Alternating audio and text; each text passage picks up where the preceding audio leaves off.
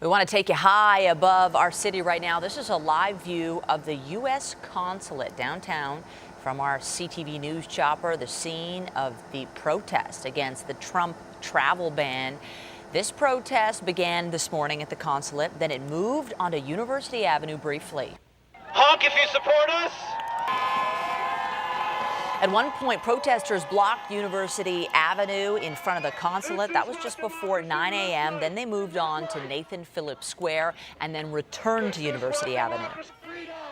CTV's Colin D'Mello has been covering the protest at the U.S. Consulate throughout the morning. He joins us now live, and from the chopper we can see a large crowd still remains.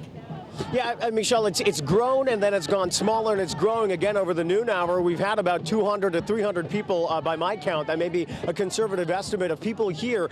We've also seen mothers and their children. We've seen people of all races, backgrounds, and ethnicities. And the overwhelming theme of this demonstration is inclusivity, and it is anti-Islamophobia. They say that recent executive order signed into effect by U.S. President Donald Trump on Friday is incredibly divisive. They say it keeps people out when they should be allowing people inside, and they say it affects people who are trying to escape hatred and violence and terrorism from around the world.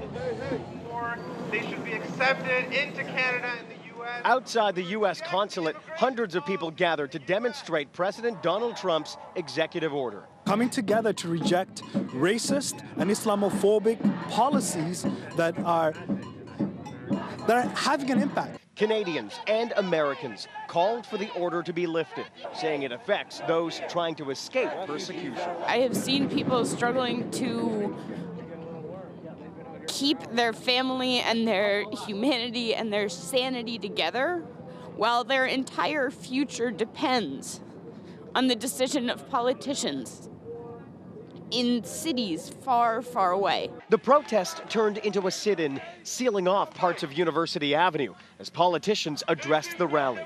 We want to make sure everyone is welcome here, everyone is part of the human family, and we're going to make sure that happens. Demonstrators marched to City Hall to gain the attention of Mayor John Tory.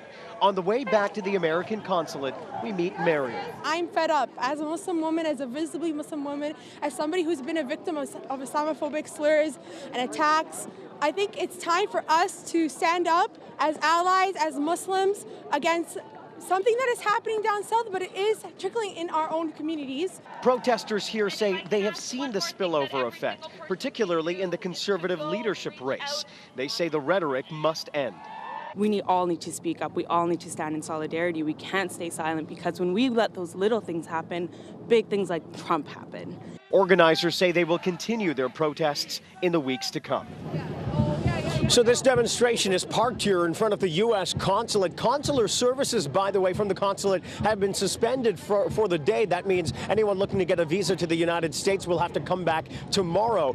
The demonstrators say they're going to be here for a while. We're not sure exactly how long, but they say that they're going to keep blocking traffic. The southbound side of University Avenue right now is blocked off to traffic. Northbound traffic is still moving, and these demonstrators say that they are going to return on Saturday for another protest. The details of those are still being worked out. Live on University, I'm Colin D'Mello. Ken Michelle, back to you. Thank you, Colin.